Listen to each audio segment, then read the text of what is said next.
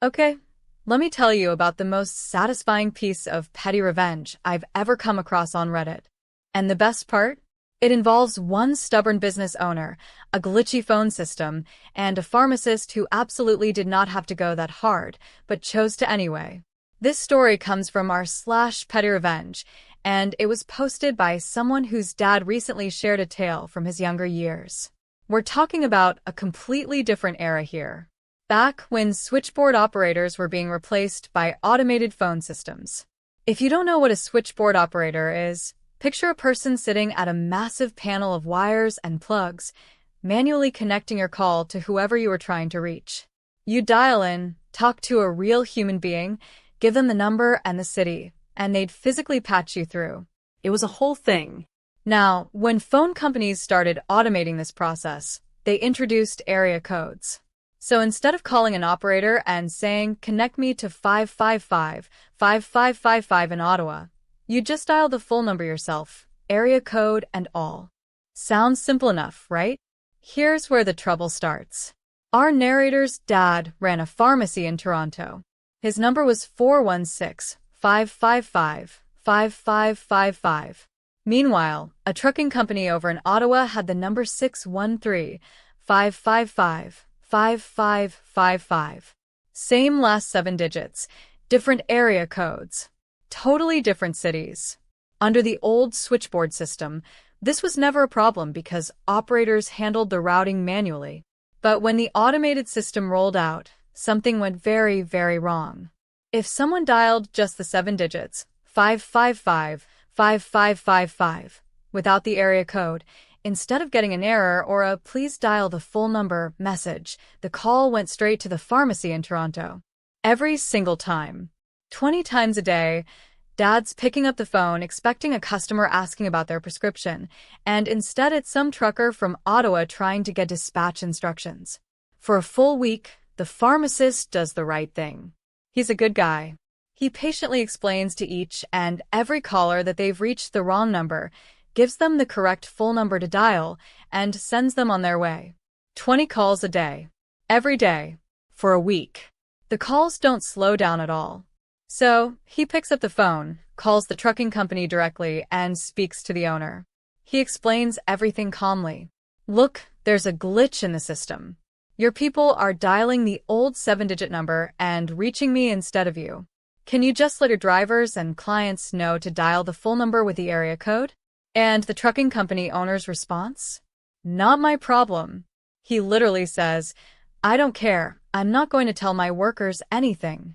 And when the dad warns him, politely, that this could cost him business, the owner laughs it off, tells him there's nothing he can do, and hangs up. Oh. Big mistake. Now here's where it gets absolutely beautiful. From that moment forward, dad decides he's done being helpful. Done being the nice guy. If the trucking company owner doesn't care, well, neither does he. The very next call that comes in meant for the trucking business, dad handles it. Just not the way anyone expects. A trucker calls in asking for directions to a pickup location. Dad tells him the order got canceled. Head back with an empty truck. Another trucker calls to report a flat tire and asks someone to notify the drop-off location that he's running late. Dad tells him to forget the delivery altogether. Just turn around and come back. Can you imagine being that trucker? Sitting on the side of the road with a flat, relieved that you got through to someone, only to be told to scrap the whole thing? This goes on for another week. Cancelled orders. Misdirected drivers. Missed deliveries. And the trucking company has absolutely no idea why everything is falling apart, because as far as they know, their phone is working just fine. No one's calling them to complain. The complaints are going somewhere else entirely. And then comes the phone call that ends everything. Someone from the mayor's office calls. Not a random trucker. Someone in the city's political network.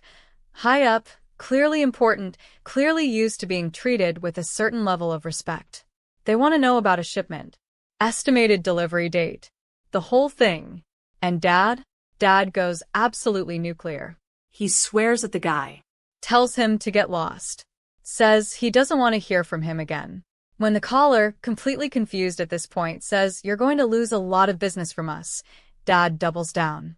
Says he doesn't want their business. Don't ever call again. More swearing.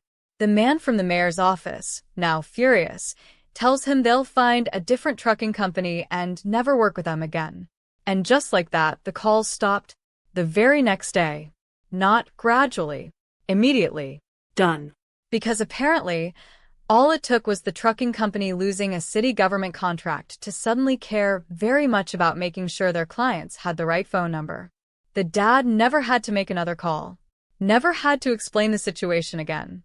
The trucking company owner, who couldn't be bothered to send out one simple message to his workers and clients, learned his lesson the hard way, at the cost of what was probably a pretty significant contract with the mayor's office. And look, I want to be clear about something. This man ran a pharmacy. He had actual customers. He had a business to run. And for 2 weeks, he was fielding 20 misdirected calls a day because some guy in Ottawa was too arrogant to take 30 seconds to fix the problem. Did he go scorched earth? Absolutely. Were there probably some innocent truckers caught in the middle who had nothing to do with any of this? Also, yes. But when the person at the top of the chain refuses to act, the consequences have a way of working their way back up to the top eventually. And they did.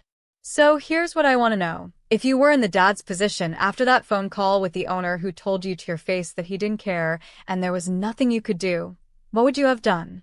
Would you have kept being helpful? Would you have gone full petty revenge mode like this guy? Or would you have done something else entirely? Drop a comment and let me know. And if you enjoyed this story, smash that subscribe button because we've got daily Reddit stories coming your way, and trust me, it only gets wilder from here.